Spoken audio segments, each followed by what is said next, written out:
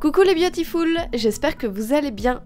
Personnellement, je suis super en forme sous le soleil de Californie et je voulais donc profiter de la lumière absolument magnifique du matin pour vous filmer un petit peu ma routine de beauté quand je suis en voyage et également vous donner quelques petites astuces pratiques qui pourront toujours vous servir, que ce soit en voyage ou dans la vie de tous les jours d'ailleurs.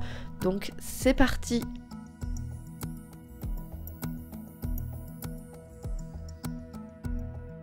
Alors déjà, si vous suivez mes vidéos depuis un petit moment, vous avez dû voir que j'apporte une grande importance à l'alimentation vu l'impact sur la peau et les cheveux.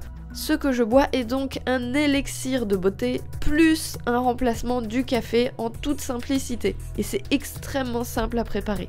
Il vous faut d'abord un morceau de gingembre frais. Ensuite, il vous suffit d'en découper un petit bout et de l'éplucher.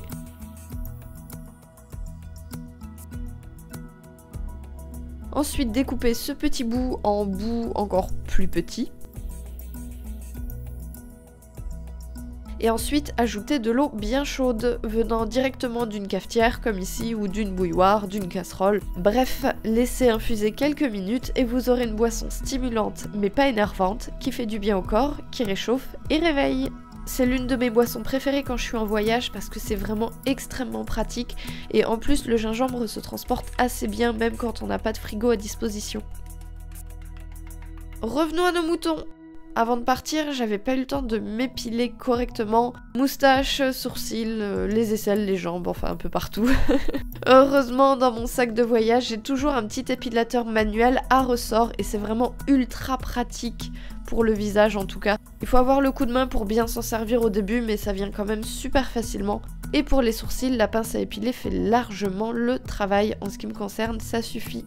Sachez qu'il y a aussi l'épilation au fil qui est super pratique en voyage. J'en avais déjà parlé dans une précédente vidéo et si vous ne connaissez pas, le lien est dans la barre d'infos. Ensuite, le premier et pour ainsi dire le seul produit que je mets sur ma peau en ce moment, c'est de l'huile de calendula.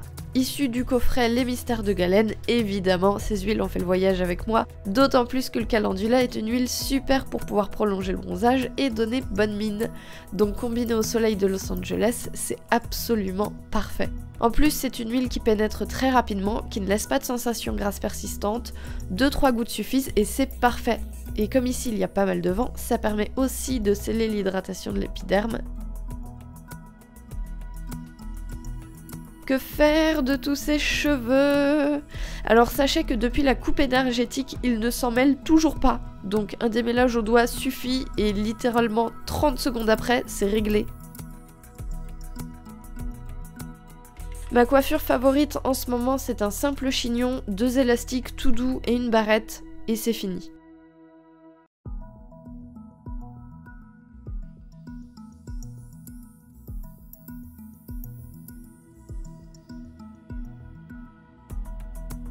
Quand j'ai envie d'ajouter un petit peu de fantaisie, j'ajoute une grosse barrette comme ça pour faire un petit peu de déco, mais c'est toujours dans un esprit simple et sans prise de tête.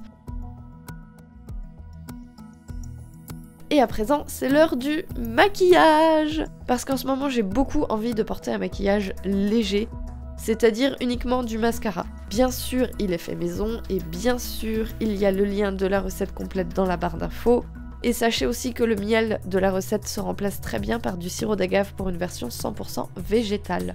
Et en plus, il se retire vraiment très bien avec un tout petit peu d'huile végétale à utiliser comme un démaquillant classique. Par contre, dernier truc, je me dessèche beaucoup sous le soleil de la Californie, donc beurre de karité oblige sur les lèvres, sinon c'est gerçure assurée. Petite astuce zéro déchet et minimaliste à présent pour l'hygiène des oreilles, parce que personnellement ça va de pair avec se laver les dents. Avoir un auriculi en bois avec soi est toujours un must-have en voyage. Ça ne pollue pas contrairement au coton-tige, ça nettoie beaucoup mieux qu'un coton-tige, et après usage il suffit simplement de le rincer à l'eau claire et il est propre. Petit tips pour les boucles d'oreilles et les petits bijoux à présent. C'est souvent super galère de voyager avec plusieurs boucles d'oreilles en vrac, on les perd ou alors elles s'abîment, alors que pourtant on peut utiliser un petit pilulier pour les ranger.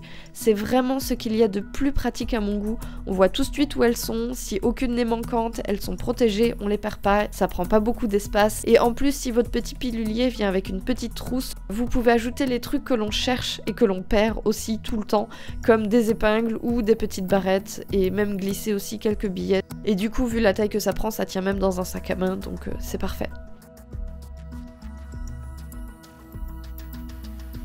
Dernière astuce qui n'a rien à voir avec le reste, mais je vous conseille également de toujours voyager avec un foulard, aussi léger soit-il. À un moment, j'ai dû empaqueter de la nourriture et je voulais pas du tout consommer de sacs plastiques, donc le foulard se transforme au besoin en sac cabas. Il suffit simplement de placer vos courses au milieu, de nouer les deux extrémités opposées de manière assez serrée,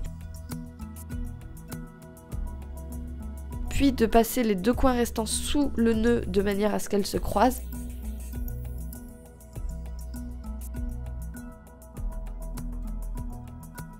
et de les nouer à nouveau, mais sans les serrer cette fois-ci pour faire une petite anse.